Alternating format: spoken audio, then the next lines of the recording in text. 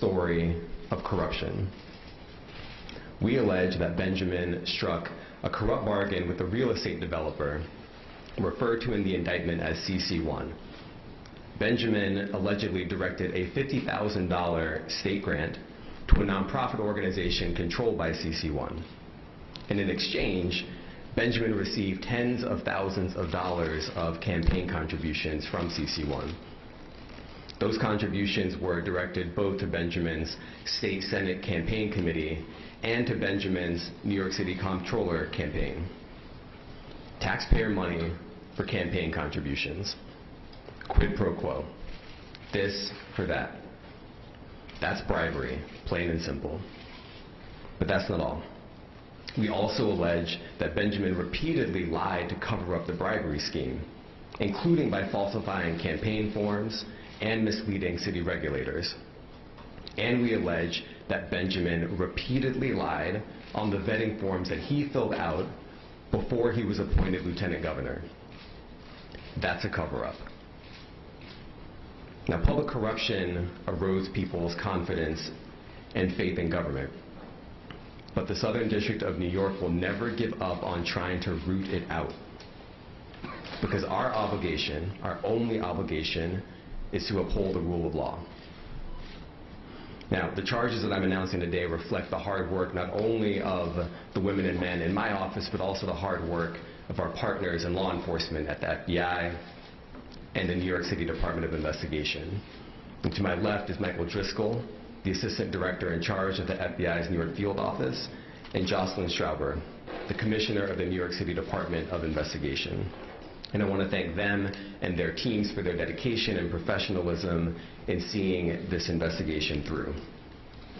I also want to acknowledge and thank the career prosecutors in my office who are handling this matter: David Abramowitz, Tara Lamort, Allison Moe, Jared Schaefer, and their supervisors, Rebecca Donaleski and Tom McKay, the chiefs of the Public Corruption Unit. I now want to invite up our good friend from the FBI, Michael Driscoll. Thank you, Damien. And I want to thank everyone for being here today. I did want to start by just making some brief comments about the events in Brooklyn this morning. The FBI's and NYPD's Joint Terrorism Task Force is made up of over 50 agencies, and we are fully engaged on this investigation. It's still very much in its early stages, but our focus right now and our thoughts and prayers are with the victims. We're following every viable lead, and we will continue to do so with the NYPD and our other city partners.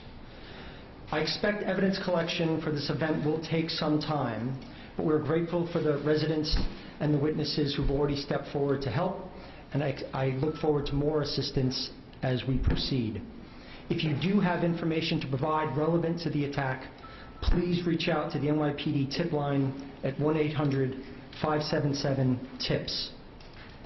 And it's vitally important at this time that we don't inadvertently disclose information that could inform the subjects, so I will defer any specific questions regarding the events to the press conference that the Commissioner held just a few minutes ago.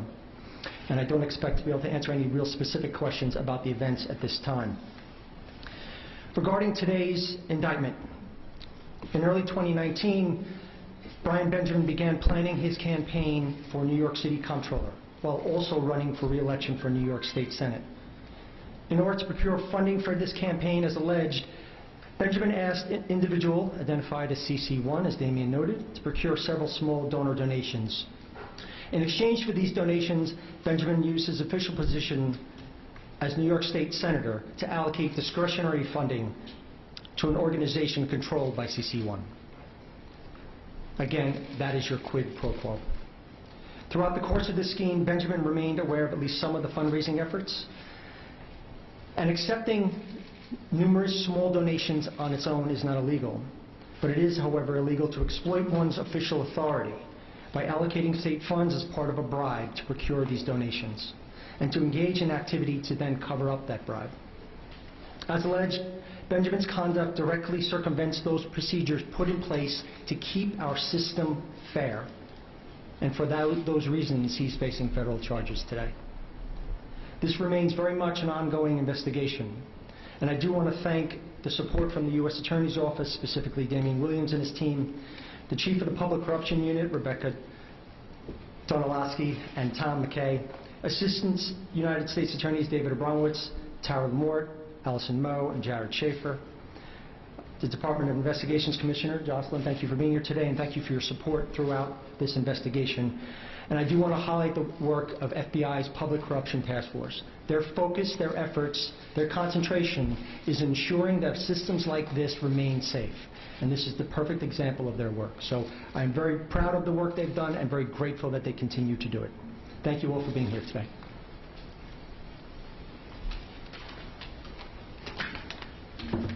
Thank you, Michael. I'm Jocelyn Strauber, the Commissioner of the New York City Department of Investigation. DOI worked alongside the dedicated prosecutors of the United States Attorney's Office for the Southern District of New York and the investigators of the Federal Bureau of Investigation on this significant investigation.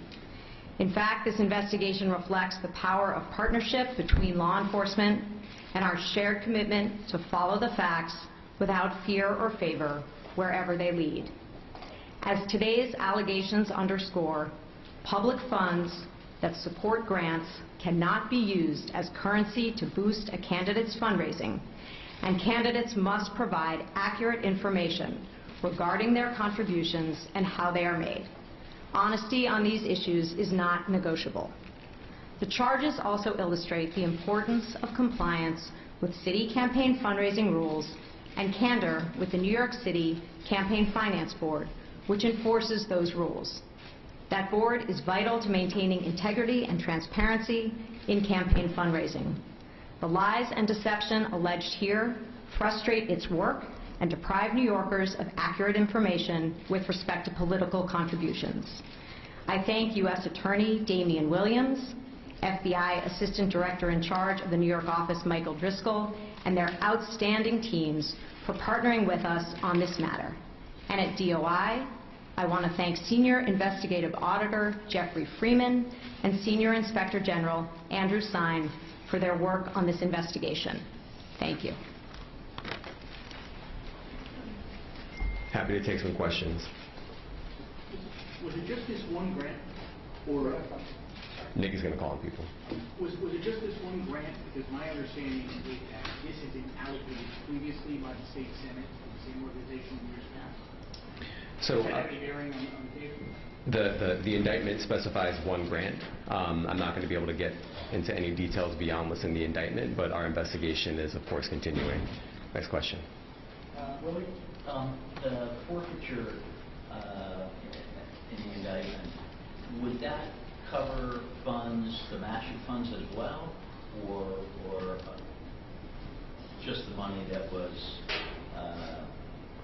just the donations themselves? So I don't want to get into the nature of the forfeiture that we will be seeking. I think it's best left for our future legal filings.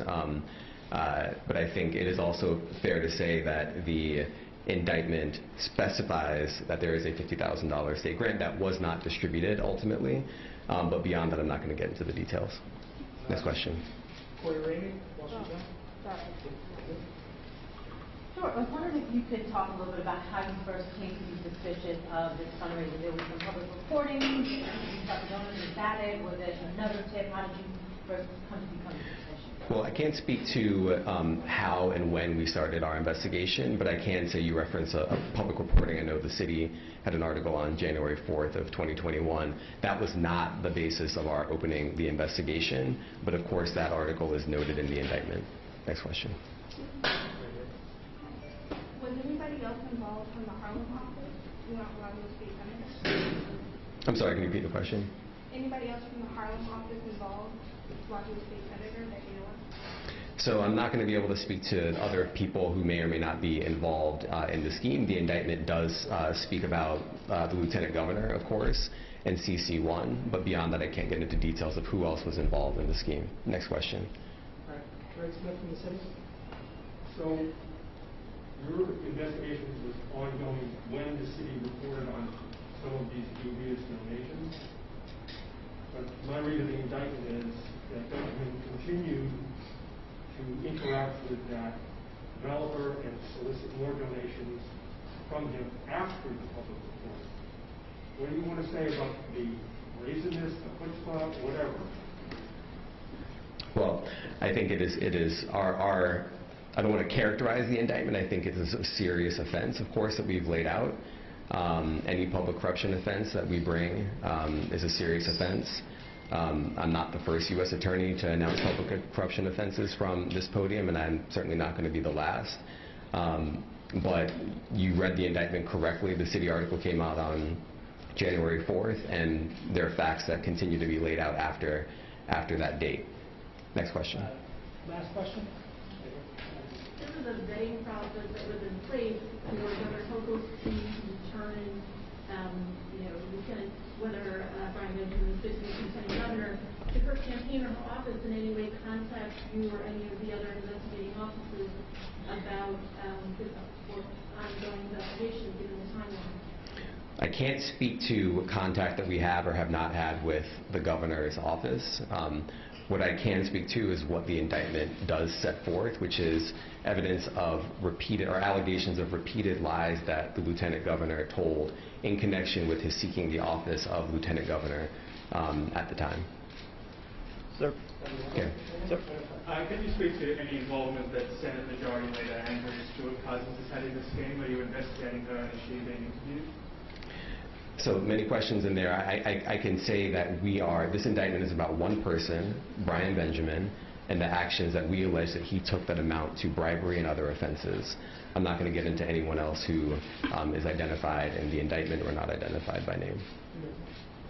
What, if anything, do you say about Mr. Benjamin's fitness to remain in office or potentially run for re-election alongside Governor Kathy Hochul? Just last week she said that he has no full confidence. I think you'd have to direct those questions to the governor. I heard earlier today that she intends to address the allegations, and so I would talk to her about that. Our indictment levels serious charges against him, but any decision about whether he remains a candidate or not is up to him and other people. That's not for us to say. Two more questions. In the back. Sir, my read of the indictment is that $50,000 state grant never actually got delivered. Is that going to be an issue in the case here, that there's no quo or whatever, that like the money had never even got delivered? Will it be an issue? No, it is not a legal impediment to this indictment. As we allege, the lieutenant governor, when he was a state senator, took official action in his capacity as a state senator. As a matter of law, we don't believe anything more is required. Talk about the fact this isn't the first case, and it won't be the last case.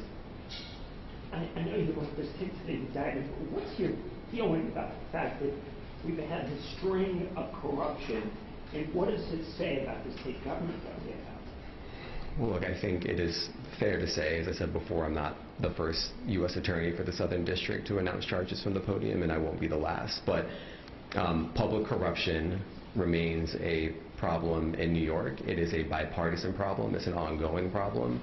And so long as it remains a problem, the career folks here in this office will stick to it, and our law enforcement partners will stick to it. That's all I can say about it. Thanks, everybody. Thank you.